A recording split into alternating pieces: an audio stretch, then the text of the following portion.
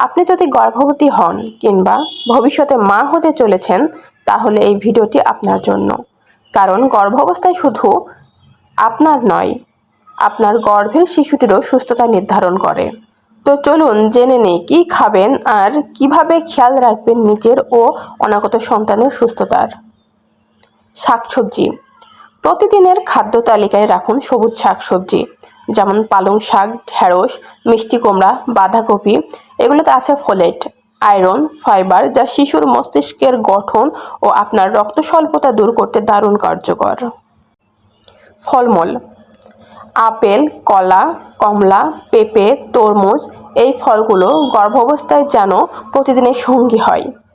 ফলে আছে প্রচুর পানি, অ্যান্টিঅক্সিডেন্ট, ভিটামিন সি, যা গর্ভকালীন ক্লান্তি দূর করে, হজম ঠিক রাখে আর শিশুর কোষে গঠনে সাহায্য করে। শস্য বীজ ও ডাল।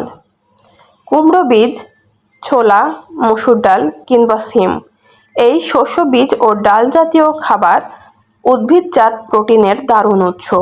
প্রতিদিন কমপক্ষে একবেলা রাখতে পারেন, এতে শিশুর হাড় ও পেশি গঠনে সাহায্য হবে। বাদাম। মনে রাখবেন, গর্ভাবস্থায় বাদাম খাওয়া মানে সুস্থ মা ও শিশু এক ধাপ এগিয়ে যাওয়া। এক মুঠো চীনাবাদাম, কাজু বাদাম, আখরোট প্রতিদিনের খাবারের ফাঁকে ফাঁকে খান। এতে থাকে ওমেগা-3, ক্যালসিয়াম, ভিটামিন ই। বদ অভ্যাস পরিহার। আপনি যদি ধূমপান বা অ্যালকোহল সেবনে অভ্যস্ত হয়ে থাকেন, এই সময় তা বাদ দেওয়ার।